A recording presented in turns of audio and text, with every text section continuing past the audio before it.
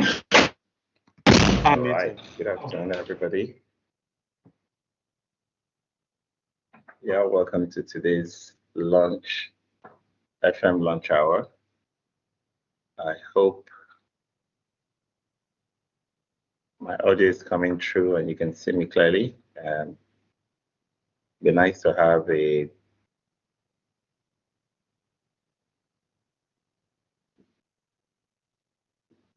someone to confirm that I'm coming through clearly.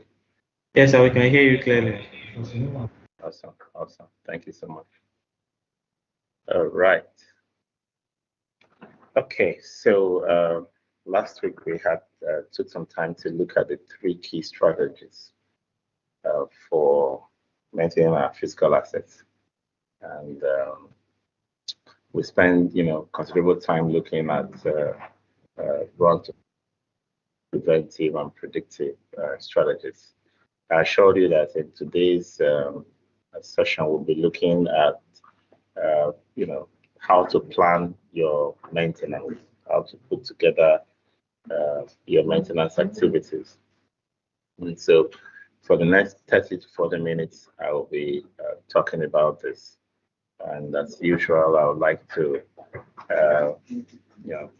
just make announce to you that the graduation ceremony for the FM Diploma for 2023 has been scheduled for 16th of December. We're all excited, looking forward to all those who are going to be able to graduate with the group this year. We're looking forward to a very grand reception,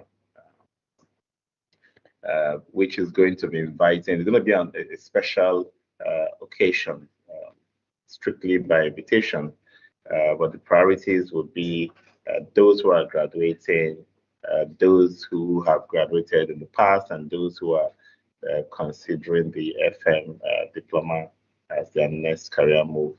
We'll ensure that we invite all of you to experience what we have achieved with the FM Diploma and in these few years, and what the plans are for the FM Diploma going into the future of our practice in facility management in Nigeria. So with that, I would like to go straight into today's lesson. Let me see if I can share my screen. 1 second. Okay.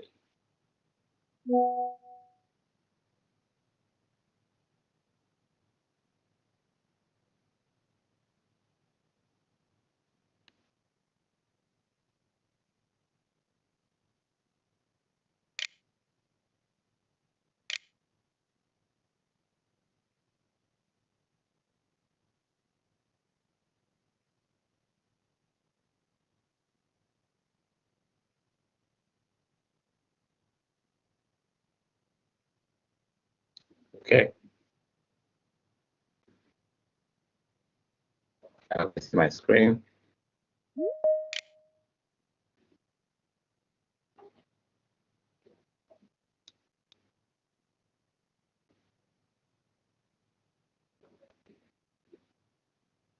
Okay, I'm just going to walk you through the content of my lesson today.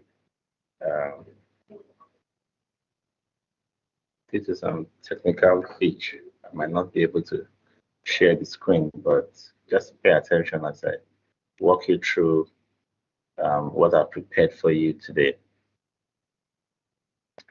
So today we're going to look at some key considerations for putting together a maintenance plan. We're going to look at maintenance planning itself, what's the process for maintenance planning. We're going to look at how to put together records of maintenance records, so that when you executing your maintenance plan, you have a record of what you are doing. This is one area that we've been having issues, a lot of issues in most of our facilities, where we don't have a historical database of the maintenance that we perform on the assets that we are handling. We just go about executing the maintenance, but we're not keeping a proper track record of what we are doing. Okay? So what is a maintenance plan? Different from a maintenance strategy. When we're talking last week, we talked about maintenance strategy as the approach and methodology. The definition of why we do specific activities, where the plan is the specific activities in themselves. So this is what we are going to do to ensure that our assets are kept in good working condition.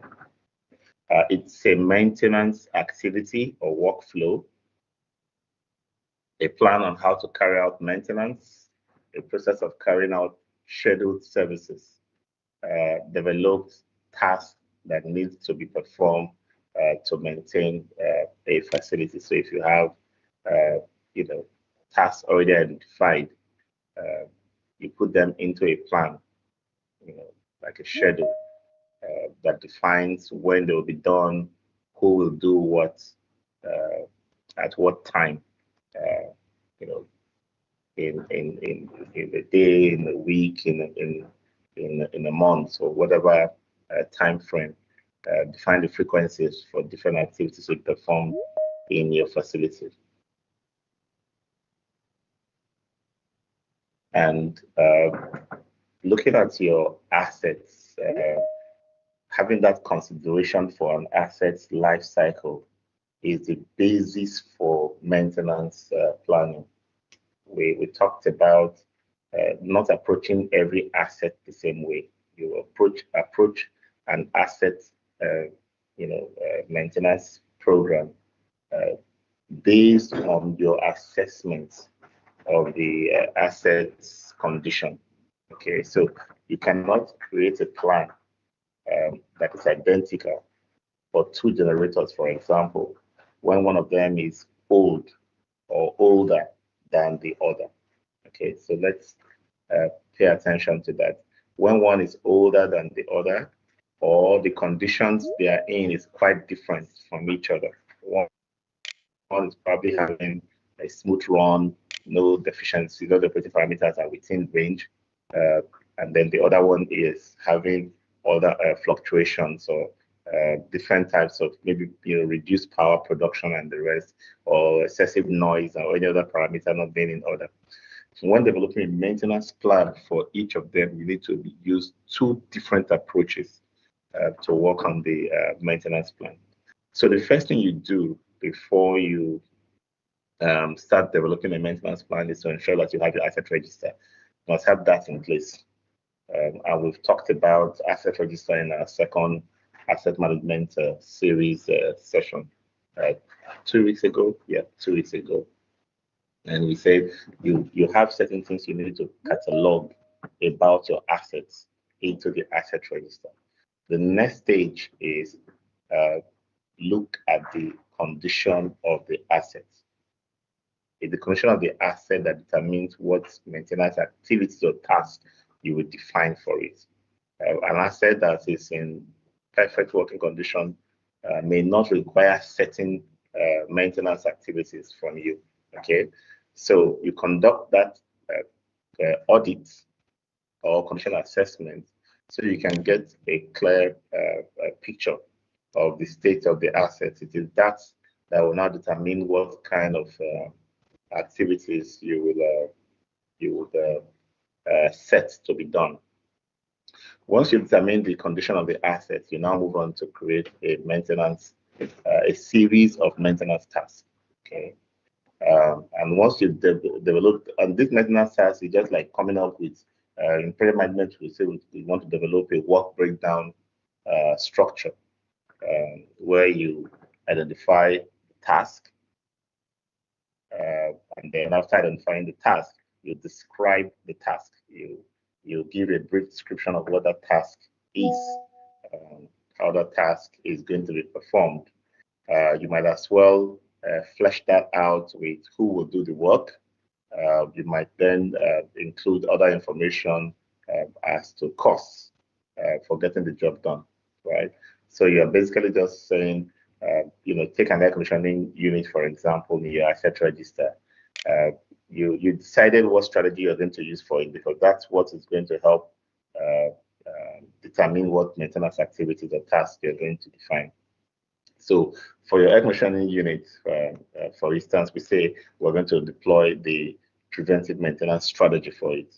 If we're going to deploy the preventive maintenance strategy for the air conditioning system, it means that whatever task we are going to define for it in this next stage of identifying the task to be performed, they will have to be repetitive tasks. They will have to be routine, repetitive tasks, because that's what the strategy calls for, right? So once you have the strategy in place, you determine what tasks to perform. You describe the tasks to include, how it should be done, who will do it, cost. You can add any other information that helps to explain or give a clear picture of what that task is and how that task improves or adds value to the maintenance you are trying to do for that particular asset. Then you now add time or schedule.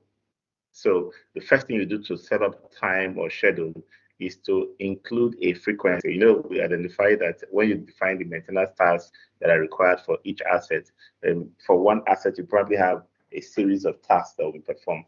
Then for each of those tasks, you now determine the frequency, right? So if something will be done daily, weekly, monthly, quarterly, twice a year and annually, for example, you indicate those.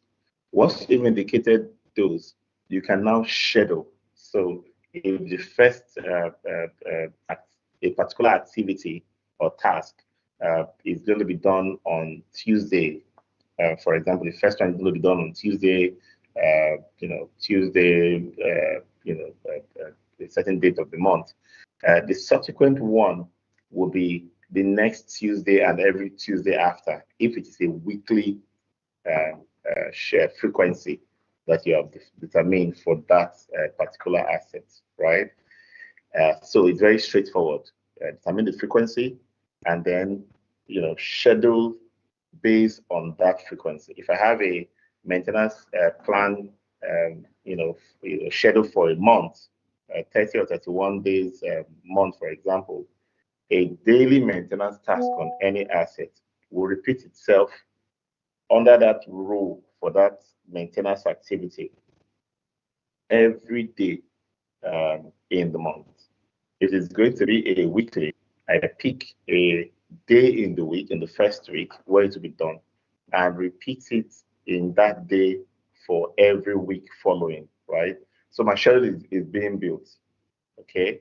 Now, once I have this schedule in place, it could be a simple spreadsheet or something you do in a Word document, because you're supposed to use it as a guide to the team for planning resources, for coming up with scheduling of workers, individuals who will do the job, materials, and all of that needs to also be planned. We'll talk about those in a bit. But the first thing is this basic framework of, now that I've assessed the condition of the assets, in my asset register, using the asset list as my baseline, I now determine the maintenance task or maintenance activity that I need to perform, determine the frequency for that, and then a time or schedule for carrying out those maintenance activities. And that's exactly what I'm going to do from period to period until the asset gets to the end of its useful life. So all assets that you maintain will have different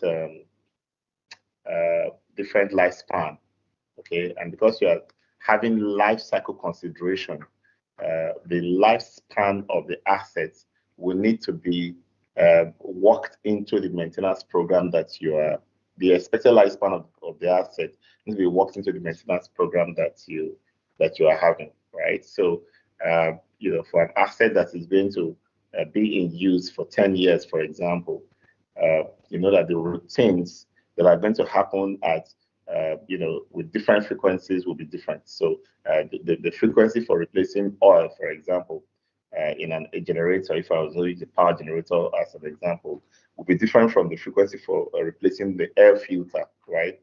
And so I'm going to plot what I've identified as that frequency. I'm going to plot them into a schedule that tells me exactly when each one will be performed. Now, I talked about the maintenance task.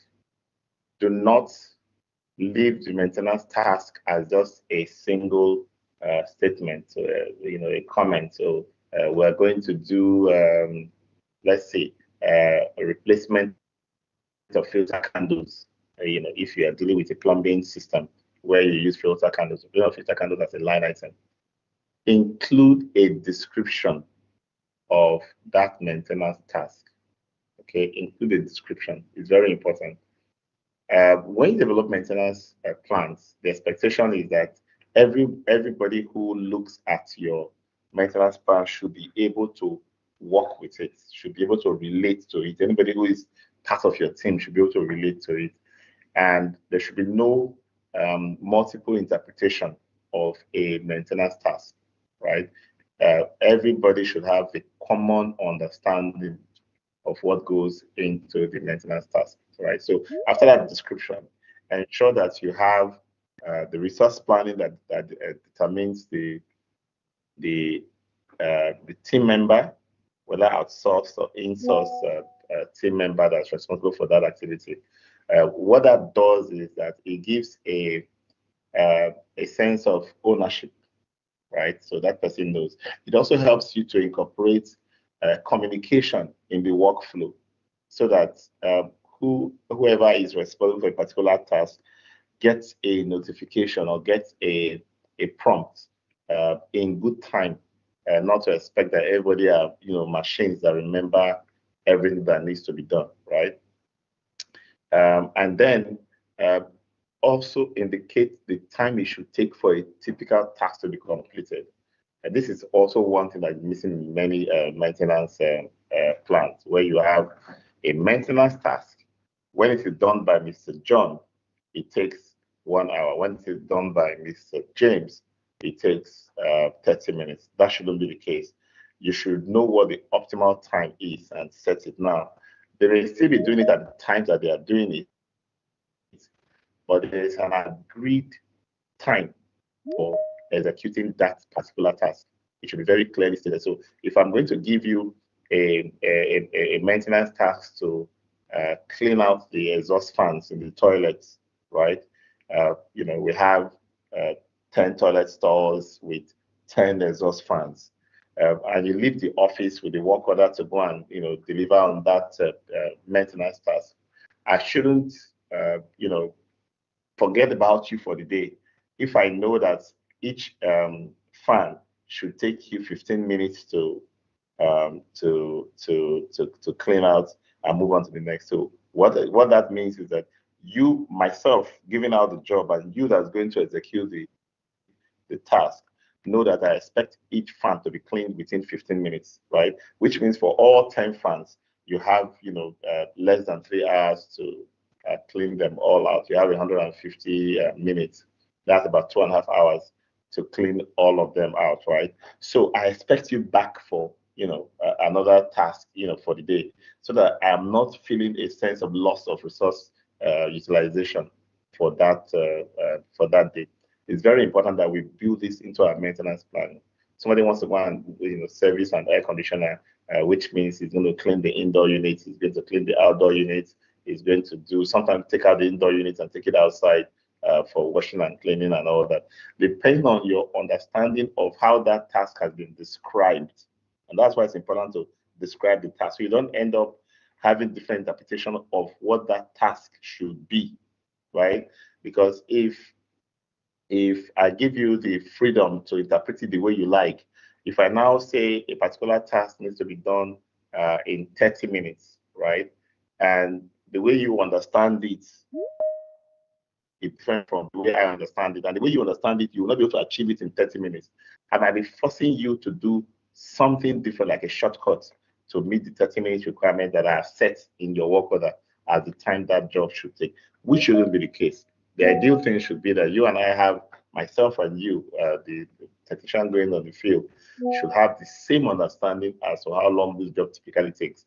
We may have a little bit of a back and forth when we are starting creating our maintenance plan, but we soon settle into what it is. Even if you have to do a time study around workers, start stop to see how the tasks are performed. It's very important to establish some kind of average time to be allocated to every task.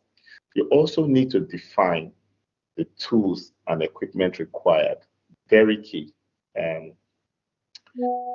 We're in an environment where almost all technicians from the various disciplines almost entirely depend on one key tool, right? The electricians will just put a tester in his pocket, Diploma will just go with a plier, and so on and so forth. People just tend to have one thing that, oh, this is the tool I'm comfortable with. But if you have a maintenance task, right? Of course, that's a task that's performed on a specific equipment, right? That specific equipment has to be understood to the point where you know what tools will be needed, maybe to lose it, to open it, to take out the oil filter, and to insert a new one, to blow out certain things, to screw back. The tools that should go into the job, that should go for the job, should be understood. Don't assume that the technician is supposed to know what tools to go with. No, don't assume it. And this is something that happens in our industry where you find technicians, assistants going to the field to go and get a job done. And they want to make, so you see them, using a screwdriver with something to hit the back as a way to loosen a nut or bolt, right? And these kind of things can lead to damage to the tools, damage to your equipment in the long run if you are using the wrong tools.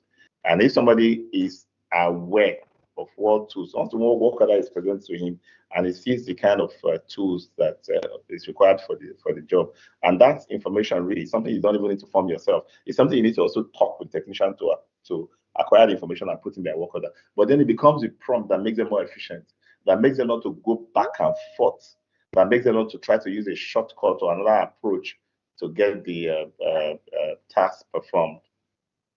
That can lead to more problems. Okay.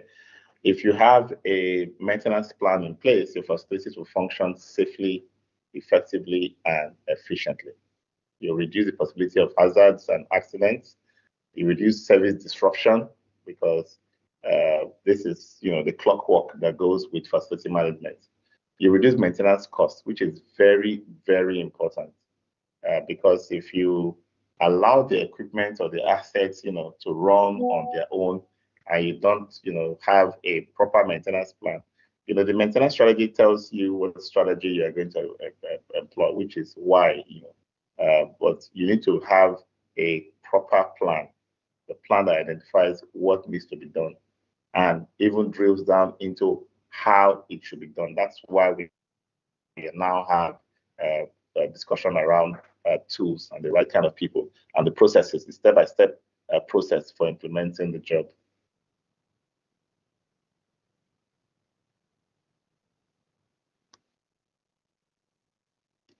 If you have a maintenance plan in place, to be easy for you to have a budget that works. Many of us have a preventive maintenance plan, which is used to plan maintenance for the things that require only preventive maintenance strategy. So you see somebody's facility maintenance, preventive maintenance plan having just a few items. The ACs are there, the generator is there. What else do they put in there? Sometimes they put some mechanical assets like elevators, like escalators. You see them put things that are used maybe in the core business, manufacturing or industrial equipment are put in the PPM plan. But the things that are in the facility that do not require PPM, your roof, your walls, your windows, your doors, your furnishing, and so on and so forth, that take up more lines in your asset register, are missing from a PPM plan, right? So don't start with a PPM plan. Start with a maintenance plan. A maintenance plan moves from the standpoint of a identified asset register or list with assigned maintenance strategies one by one to each of them already. It is based on those maintenance strategies that you're not creating the plans.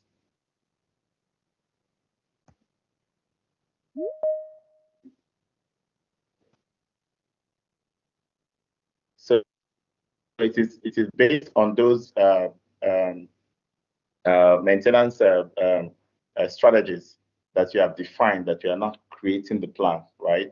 So as at the time you now have a plan in place, you want to ensure that everything that you have thought through that needs to be done have been captured in the plan. And every item captured in your maintenance plan in terms of activities, you need to cost them. The particular assets that do not require preventive maintenance plan, you need to also have a cost for when they break down. There should be that line item, that column for cost, which you will put an entry for, both for PPM, PDM, or RTF strategies. For the RTF or run to failure corrective strategy, there will be no series of activities. Those rows will be blank, where the rows where you have maintenance activities, frequencies, all of those task description, and so on and so forth, they will be blank. But when you get to the column for cost, you must put an estimated cost of maintaining an asset that's run to failure.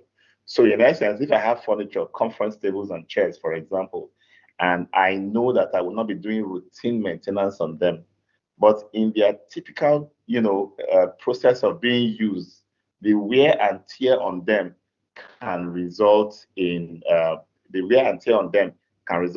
breaking down.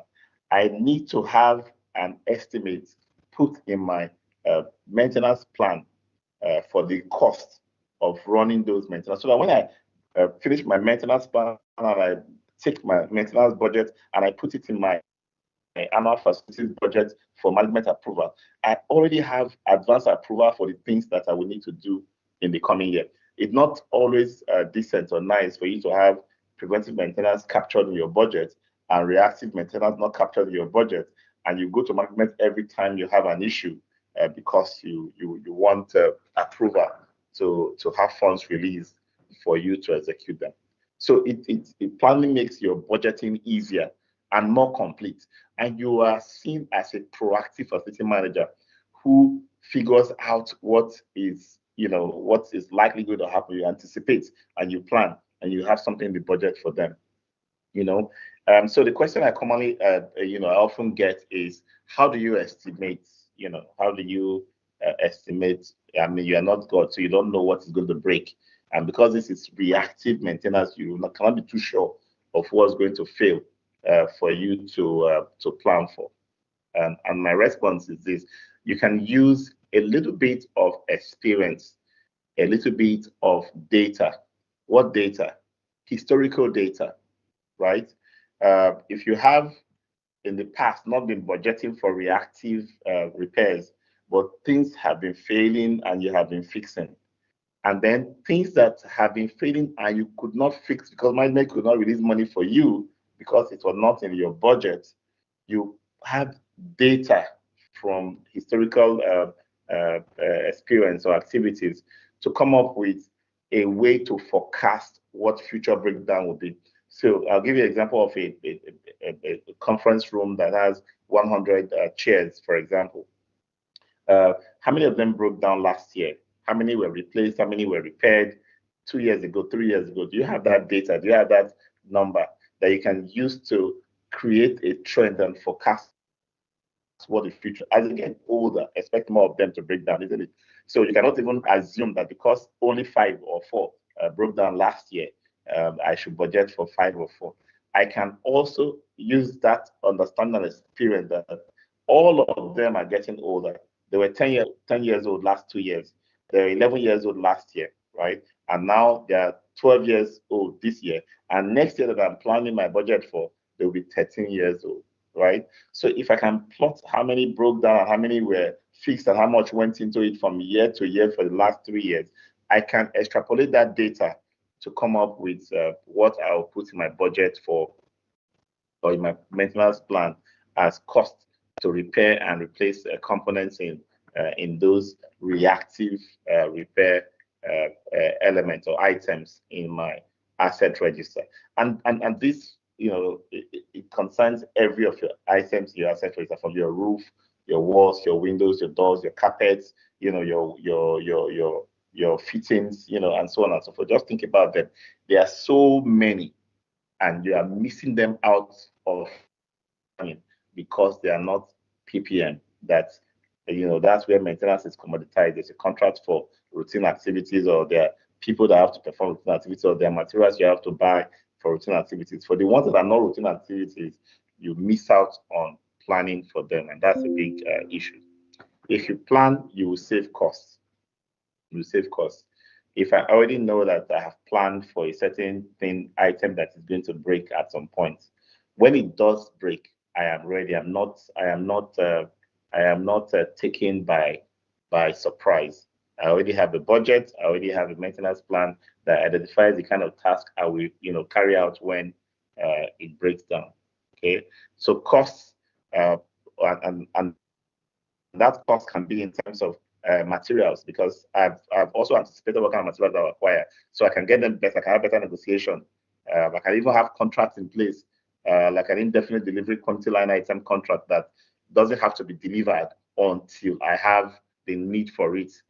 I can negotiate and have contracts in place. Reduce cost of overtime. When you have people already on ground, and you already have a set of tasks assigned to each person, checks and activities that need to be done for reactive, as well as all of your other plans for your PPM, have people on ground that will execute them as at when due based on the plan, will reduce that need to be paying overtime. Because everybody knows that once you come to work in the morning, you are not working reactive, you are working according to a plan, right? And your plan is to resume work at this time and close this time. So activities are now scheduled into the time that you will need to be at work. Better maintenance workflow. If you will have less human error if you can have your plan documented, right? The schedule forces communication between the various parties. For example, a maintenance activity that will require tools, in the custody of one person, or materials in store in the custody of another person, it's easy to coordinate if we are all seeing the maintenance plan. So you don't even need to come to me before I know that, oh yes, you'll be needing so and so tools, because the work order, right, that contains that maintenance activity and all of the other description, the tools, the resources, the time it will take, and all that to execute, I am seeing it with all that information. I'll make sure you have all the things you need. It makes workflow smoother and seamless. Okay, you can execute faster planned maintenance activities. There's little need for thinking as you go, because your maintenance has already been thought through and documented. And then your equipment will have less and less downtime. You're no longer working based on fate or some emergencies cropping up. Even if they do, right? You already have a plan that gives you confidence. Reduction in major repairs on equipment, reduce premature replacement of parts and components, increase life expectancy. Yes, of course. When you have a maintenance plan and you are following the maintenance plan, there's a high likelihood that your equipment or assets will live to its intended useful life. Okay. And then, of course, your facility becomes safer, because you plan what you do and you do what you plan. Okay, so we talked through everything that goes into the maintenance plan and program. Let's just talk about the records that needs to be developed. So I've seen, a lot of situations where the facility manager has a very good plan.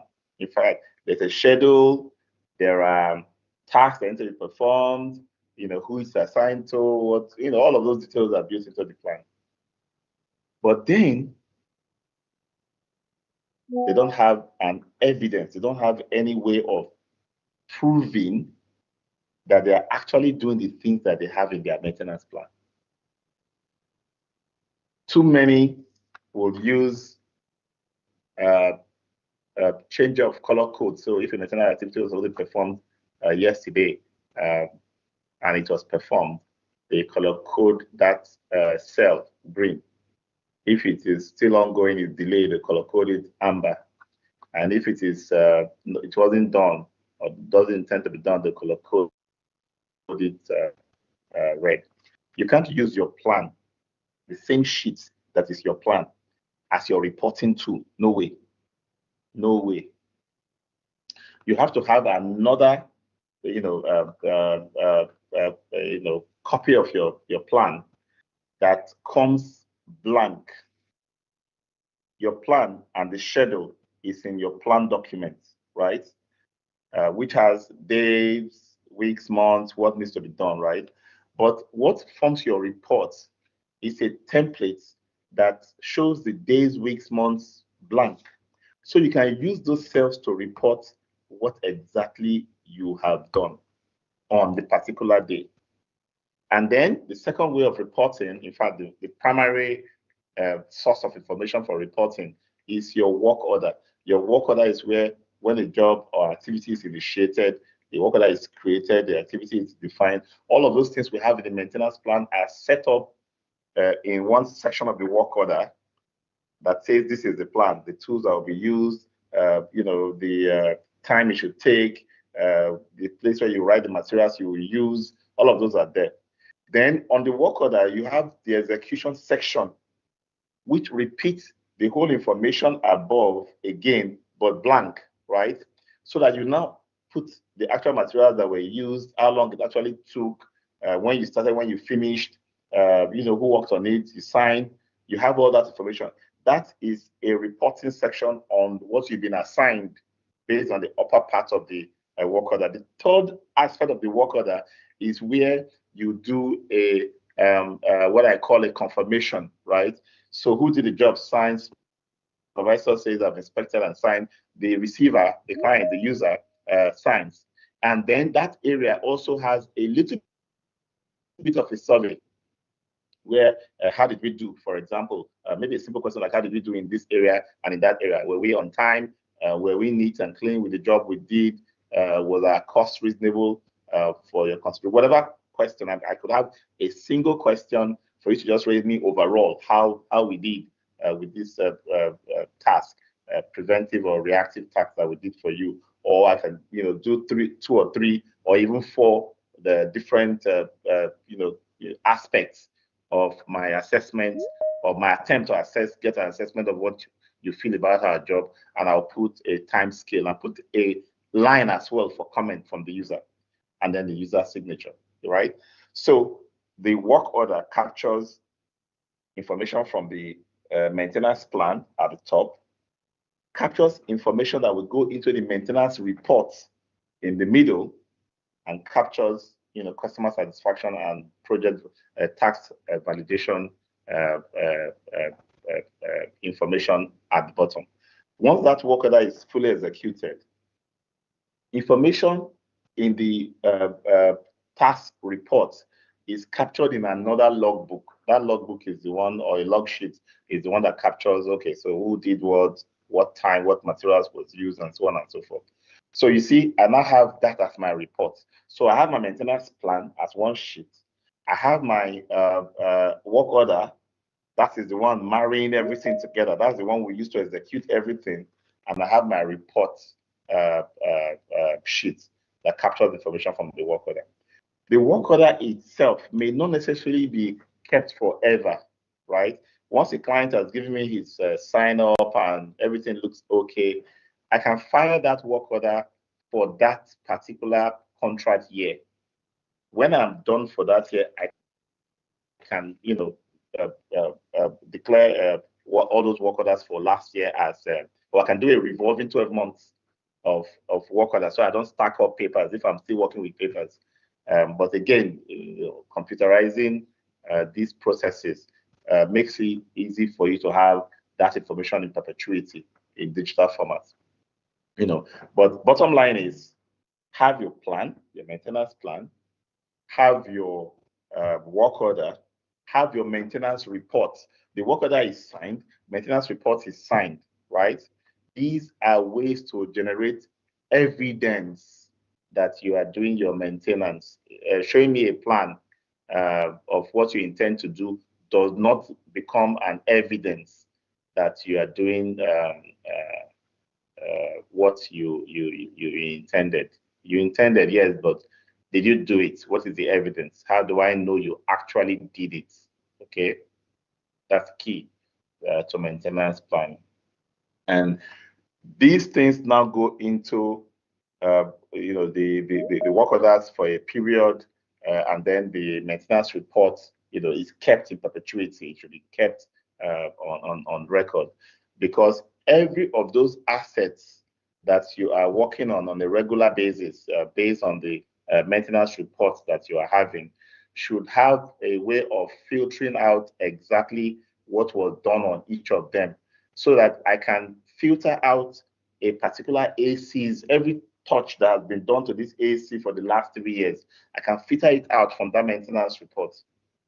What was wrong, what was done, what replacement parts were used, how many hours have been expended, how much was invested in all the maintenance, so that, because I'm doing a life cycle approach, right, I should be able to defend my need for replacement of an asset, or major overhauling or remodeling of that asset in the future.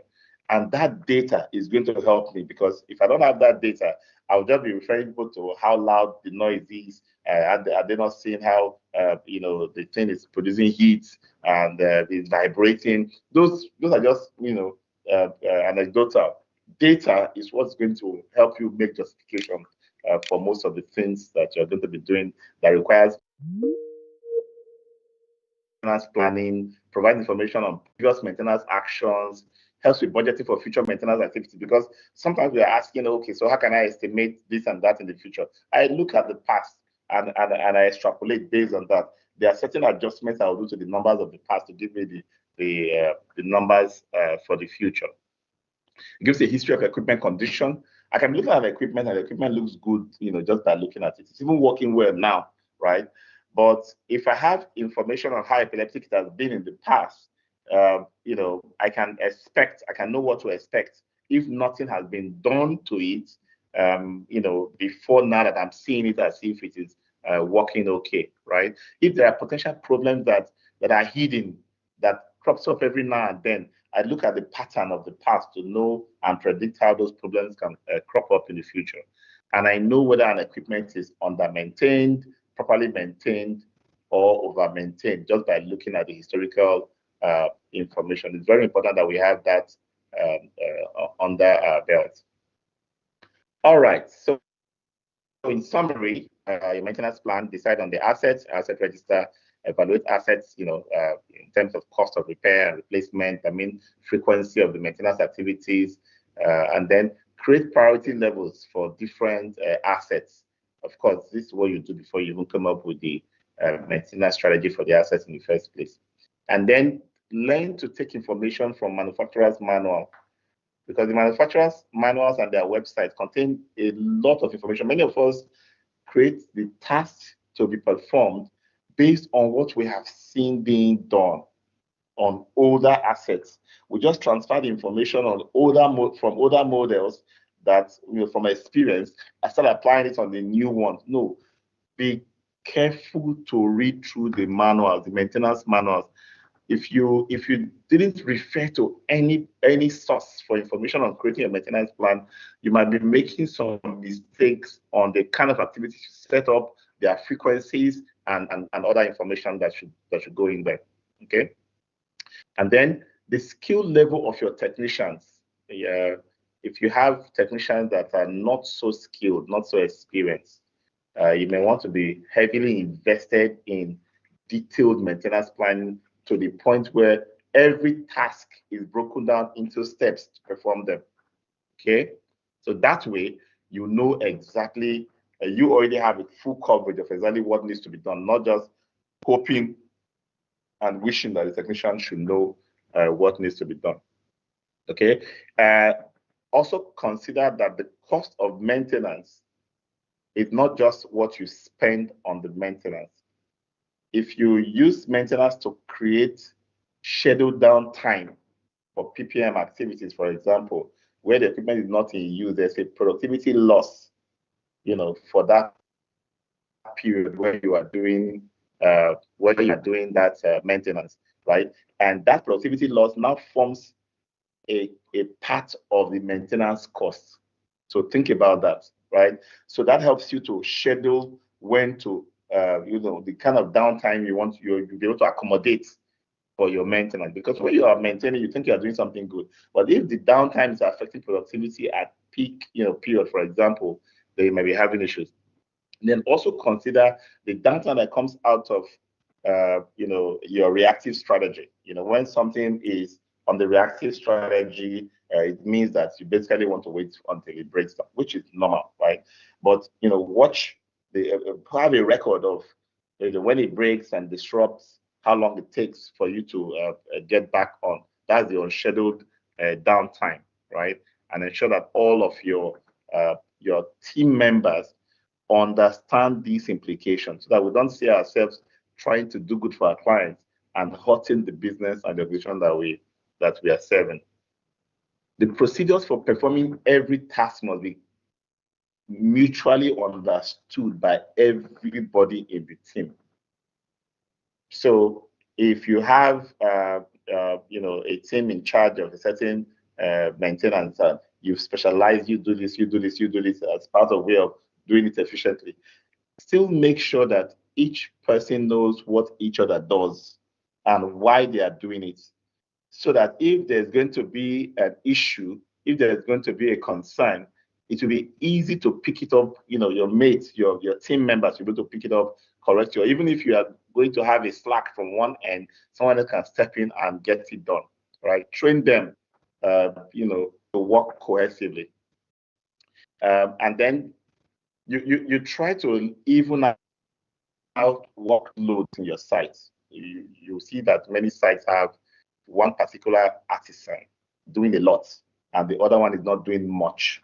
Okay, try to balance that workload so that you don't have that overwork on one side, because that's what makes you request management for approval to employ more people in one area where you have redundant people in another area. So what do? You cross-train them. They can train themselves, not just always external people coming to train. They can train themselves on how they do the things they do. So if an electrician is an assistant to the plumber and the plumber is an assistant to the electrician, they are both holding each other's hands and training each other. Within 3 to 6 months, they become good at what they do for the organization. Now, it's very important that safety is put in the front burner when it comes to maintenance. So your maintenance task that you are creating a standard operating procedure or a step-by-step procedure for creating or implementing that task, which is another document on its own. So all these things I'm talking about, maintenance planning, the plan, the work order, the reports, it's not really describing the procedure for performing a task. So that work order is on a case-by-case basis, right? But the task that need to be performed that the work order is referring to should be broken down in another document, which we call a work method statement. That work method statement is used for routine tasks, the tasks that you're going to perform on a routine basis. So, okay, so what are the tasks that you do for painting, for example? You can define that in the work method statement. What are the tasks you're going to do for servicing air conditioner? You can define that in the work method statement, right? Then for reactive tasks that they're not repetitive and maybe that require some customization, we have another document called a permit to work document that is prepared, and both documents identified hazards. They identified, there's a section we call the job safety analysis on the work method statement as well as on the permit to work documentation, so that safety is at the heart of everything you do for maintenance.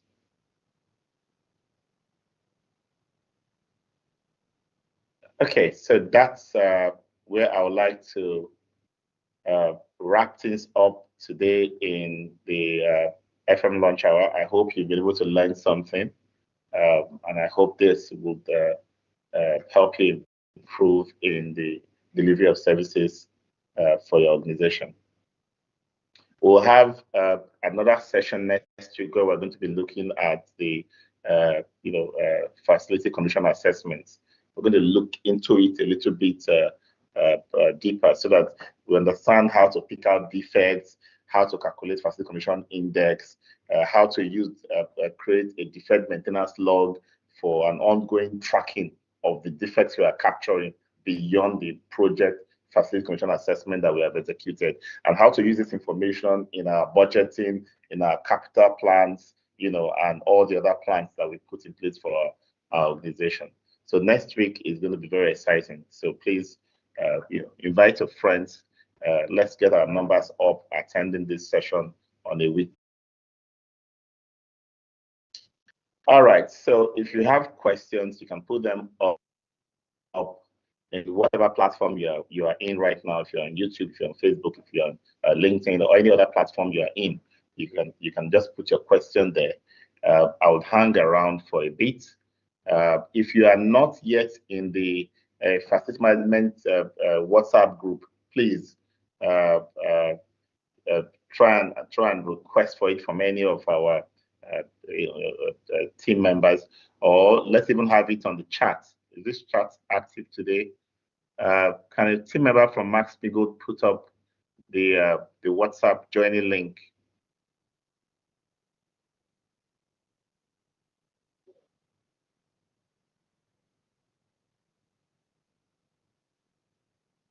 The WhatsApp joining link. Please put it on the chat so that those who are here in this chat can can join the WhatsApp group, so we can take the conversation beyond this 1 hour and keep talking about it through the week as we go. All right. What are the procedures in order for me to partner with the company because I need a permanent job, because permanent job based on electrical installation and maintenance work? Okay. If you are an electrician who have studied for become an electrical expert and you're looking for a job, what we do in Max-Migold is basically train facility managers. But we have created a platform now that caters for technicians. So we're bringing you on board on this platform where we're going to provide free facility management training as a finishing for you if you're in a platform. And then we are also working with our partners to secure internship placement for those who have just finished, their courses of study in technical schools, vocational schools, the different groups of different schools we have around the country. If you are in this category, please send an email to training@maxmigold.com.ng, and you'll be added with your WhatsApp number, and you'll be added to the technicians platform. Go to talent.maxmigold.com, talent.maxmigold.com, talents with S, and then create your profile. That's where we get your profile that we can send to companies when they are looking for technicians like you. We have a special section we've created now on talents that caters to technicians. So please go and fill your profile in there so we can have the kind of information we need to help push you into the job market for those looking for work. Okay.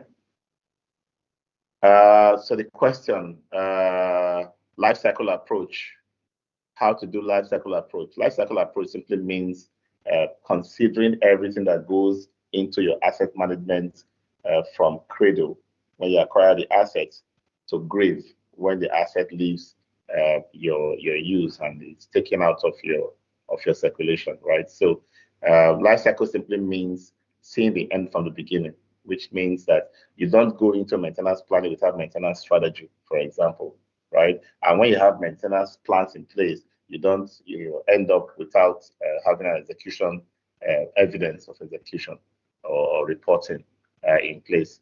And then you are looking at all the things you do for the assets until it is due to be removed from your. So it's an approach. It gives you a wider, a broader mindset.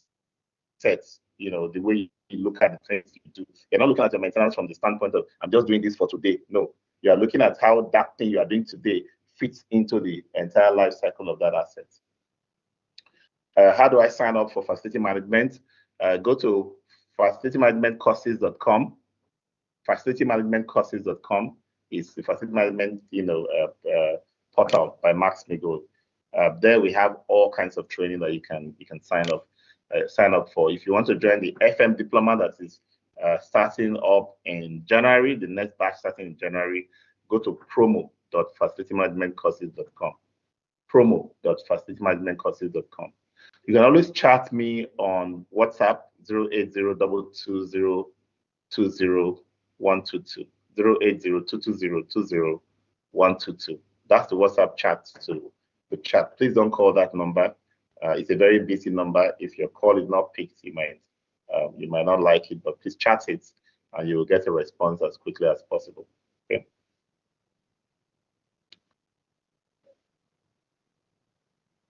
Okay, so I'll be looking forward to more of your chats in the WhatsApp group where I am to attend to them and give you a response there.